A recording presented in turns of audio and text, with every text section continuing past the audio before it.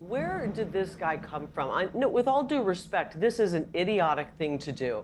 And it's proving that the Democrat Party has no play. There has been no constitutional crisis. This congressman seems to think that having bad polling numbers is an impeachable offense, is somehow a high crime and misdemeanor. It is utterly laughable, and it's because the Democrats have no agenda. When Anwar al-Awlaki was assassinated, an extrajudicial assassination, and his 16-year-old son by Obama, the Democrats defended this and they said he should have had a better father. No one cared. How about you pursue those cases? But you know what? You won't, because when it comes to bloviating nonsense pertaining to the economy or what Trump may or may not be doing, no one ever goes after the war machine. What's going on, everybody? Welcome back to the channel. Hope all is good wherever you are. We're going to take a look at the recent episode of Piers Morgan Uncensored, where he had Batya Ungar-Sargon on there, Kari Lake, Tim Pool, Cenk Uygur, and the congressman from Michigan who is trying to get Donald Trump impeached. So we're going to look at the commentary on this. But first, before we get to the congressman, I want to play you a great clip of Batya Ungar-Sargon at the beginning of the show because I think she hit the nail on the head here.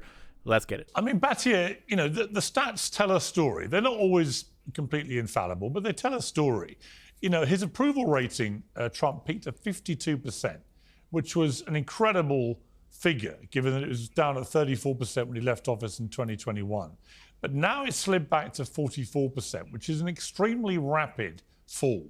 And it's linked almost entirely to what's going on with the economy.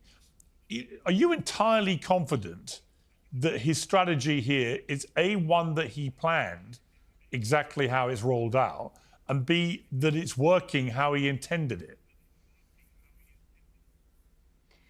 I don't really know about his intentions. Unlike you, Piers, I don't talk to him regularly. But I can tell you that I think it's going very, very well. I know the polling is bad. He started out with a large portion of the country who really, really dislikes him. He managed to convince a lot of independents and a lot of Democrats to give him a shot and to vote for him.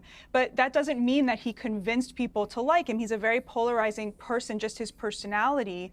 But I think when you look at the agenda, he has tailor-made this agenda for the new base of the GOP, which is the working class. And when you talk to working class Americans, which I do all the time, and I hear from hundreds, if not thousands of them on a regular basis, they love this. They feel like this is exactly what they voted for. The situation with China was unsustainable. It made the elites in this country very, very wealthy, which is why elites on the left and on the right are furious at him and why Wall Street is furious at him.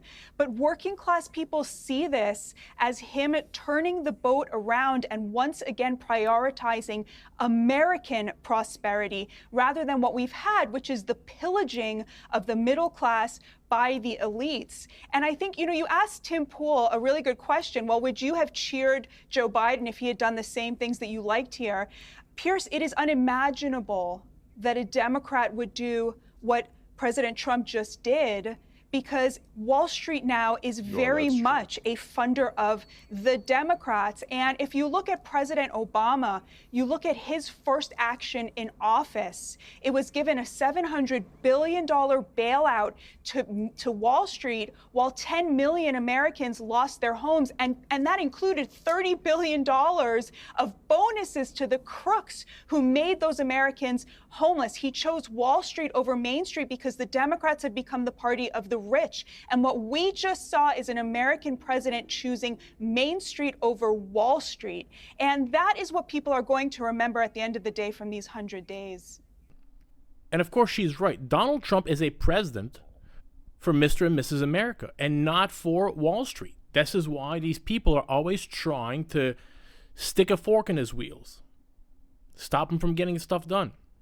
These moves that he's making are for the American middle class, and that is his base. That is who voted for them. Now, I will say that, again, if these tariffs things don't work out well and prices start to go up in the grocery stores and stuff's not on the shelf, if that happens ever, because it's a possibility, I don't think it will, but I think in 30 to 60 days from now, 100 days from now, we're in a totally different conversation, and I think everything's going to work out well.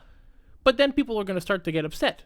But when you think about what she's saying, when we talk about equity in the United States, 80% or 88%, I think it is, of all equities in America are owned by 40% of the population. This same 40%, who's mostly very liberal people, own most of the stock market.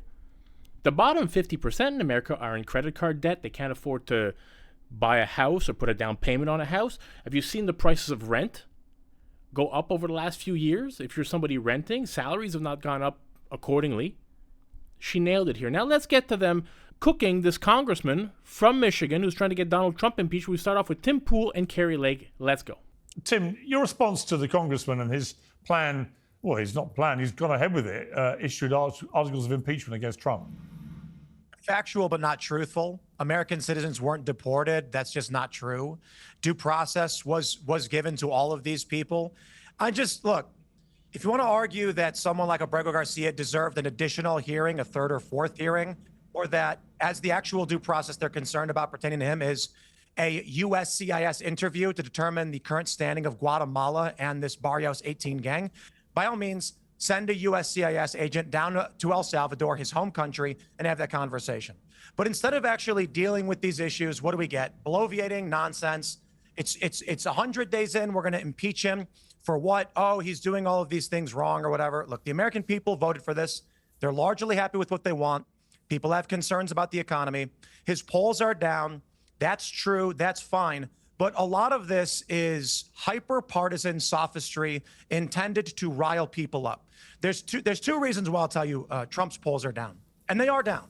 If you track Rasmussen, he dropped by about 6 or 7 points from where he was earlier. It's a swing, not a drop. He's down by 4. And this is probably due to tariffs.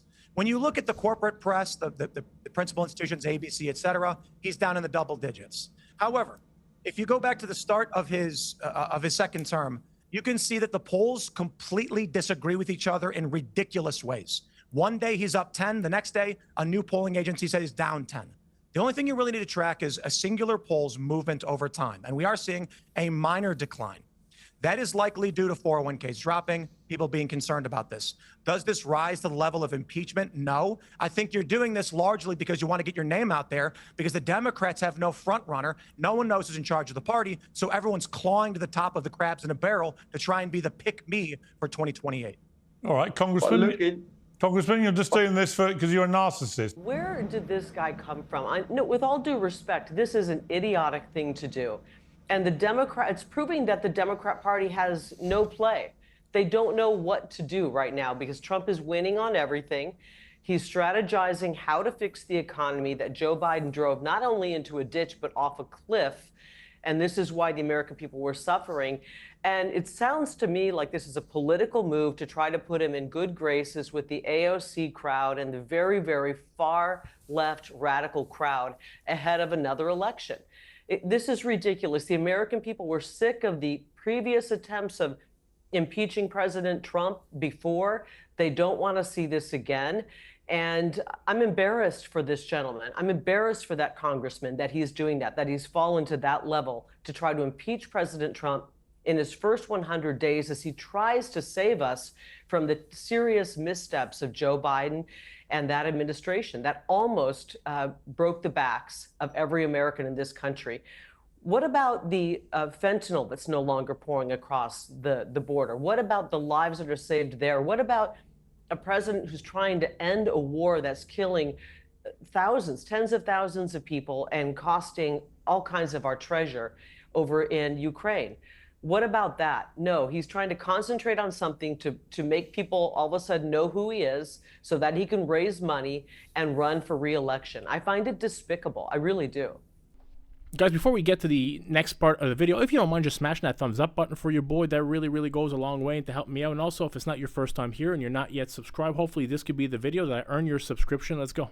But look, I met Michelle Obama. Michelle Obama piped up about this immigration stuff on X, and I replied to her, and my replies had gazillions of retweets, because all I said was, as far as I'm aware, her own husband deported over 3 million people in 8 years. And no one can persuade me that all of those were done with perfect due process, right? But I don't remember anything like the cacophony of outrage from the left when that was going down. And Obama, I've said this before many times, he was the deporter in chief, was his nickname in Mexico. He couldn't get people out of the country fast enough. Yeah. Why was it fine for Obama? And why do liberals just try and pretend that never happened?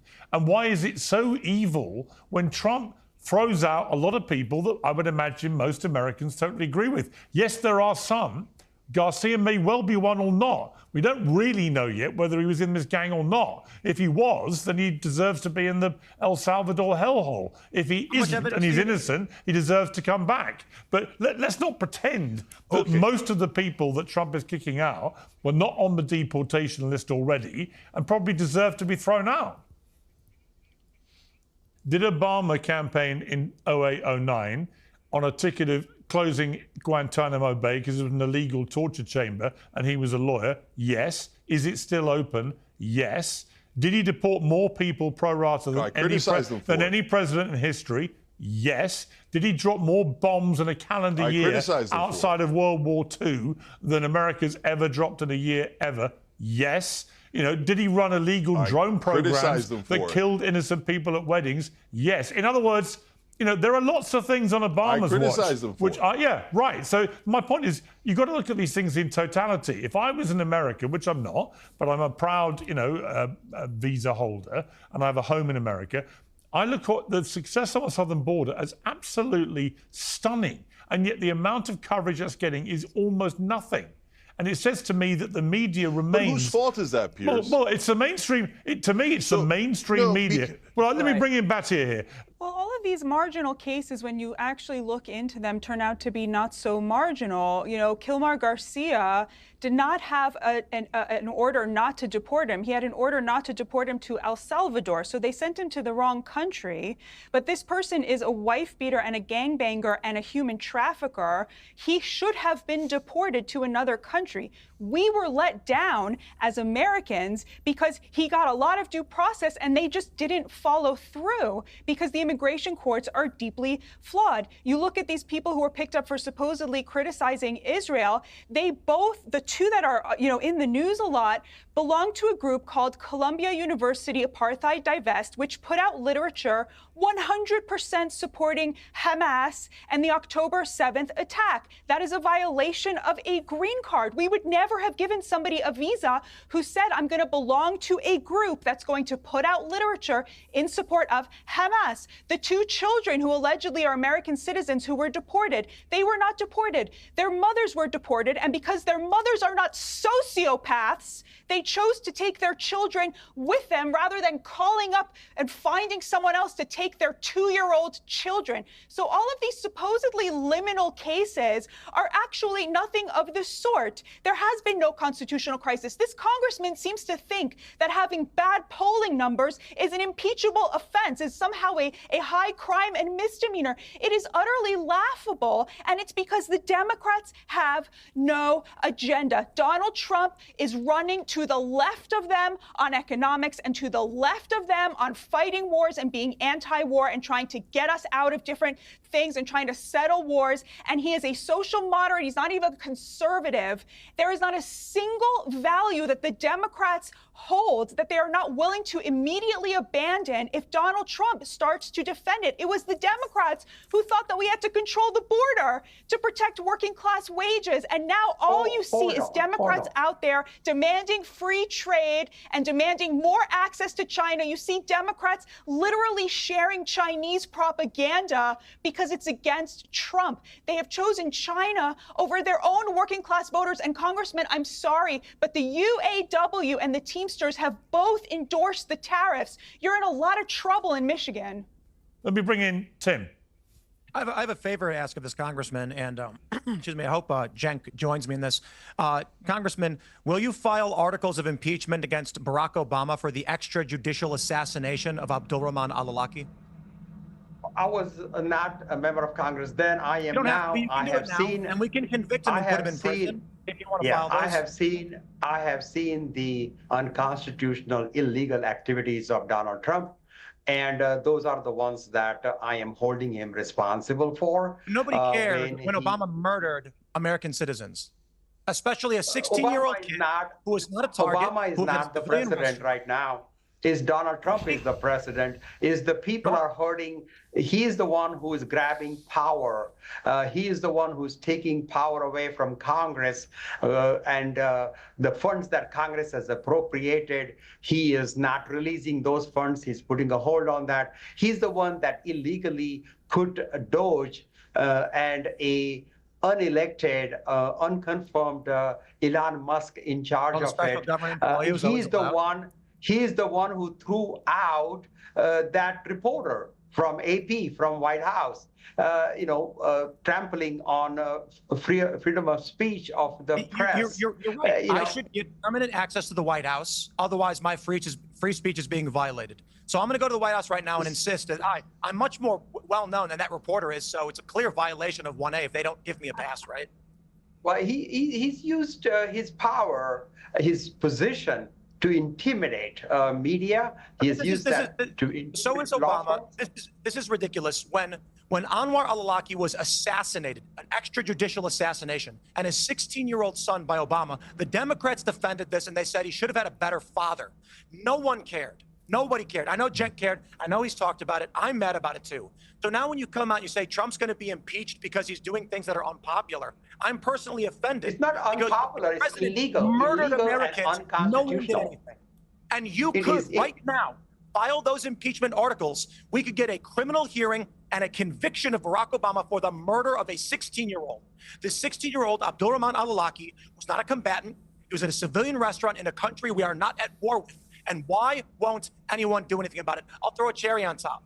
When Donald Trump in his first term, when he first gets elected, he ordered a commando raid in Yemen, which reportedly killed a 7-year-old American girl as well. We don't have the same evidence on that one. I want that criminally investigated as well. How about you pursue those cases? But you know what? You won't, because when it comes to bloviating nonsense pertaining to the economy or what Trump may or may not be doing, no one ever goes after the war machine. No one ever tries to target the extrajudicial authorities of the executive branch and their unilateral authority to declare war. There's never been a war declared since World War II, and you're not going to do anything about it. No one will.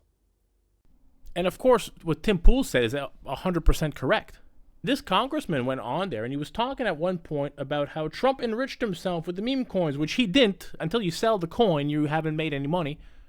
But none of these people were worried about Joe Biden and what him and Hunter Biden and his whole family did with the Ukraine, working with energy companies that made them all rich. If you look at the Biden family, since he became a politician, his wife, his brothers, his sons have all become millionaires from him. Nobody cares about the backdated pardons that he gave Fauci and to his whole family, because obviously stuff was corrupt. And this guy's supposed to be a member of Congress, and obviously he's just blinded by TDS like all of these people are.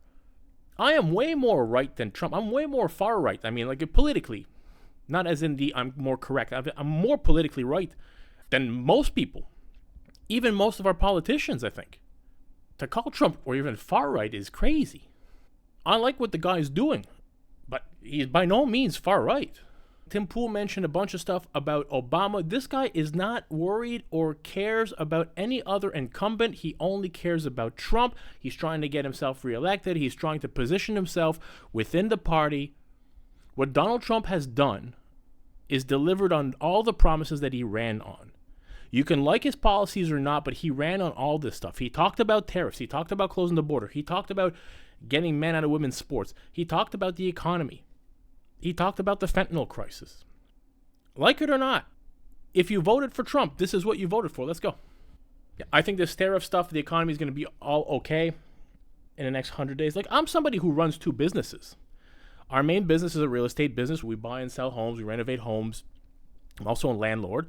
And my second business deals with the tariffs. I have a luxury jewelry business, mostly watches. A lot of them come in from Japan and Switzerland. I'm going to get shagged on the tariffs for a bit, but I am willing to do that. I am the guy that when I shop online, I shop for stuff made in America. And I will pay the extra. I've been blessed in my life. I've had opportunities. I've made good money. I can afford to pay the little bit of extra to have something made in America to help the American economics. Now, if you're somebody who doesn't have that kind of money, maybe you have 3 or 4 kids, money's tight, I don't expect anybody to do that. Buy the cheapest pair of socks that you could find that fits your kids. Totally cool. But I put my money where my mouth is. I believe in this. I believe in America first. I believe in buying American. I believe we should have manufacturing back here. We should bring back auto manufacturing properly to America. You go to other countries, you go to Asian countries, if you buy a Harley-Davidson motorcycle, your tariffs on that, you're paying almost double the price for your Harley-Davidson motorcycle in Asia as you are here. They charge us tariffs through the nose. No reason why we can't do the same. And if you look at the money that came in over the last 2 months with tariffs, it's insane. Donald Trump is delivering. I hope you enjoyed the video. If you did, smash that thumbs up button for your boy. Consider subscribing to the channel. Help it grow. And I will catch you all in the next video. Peace out, everybody.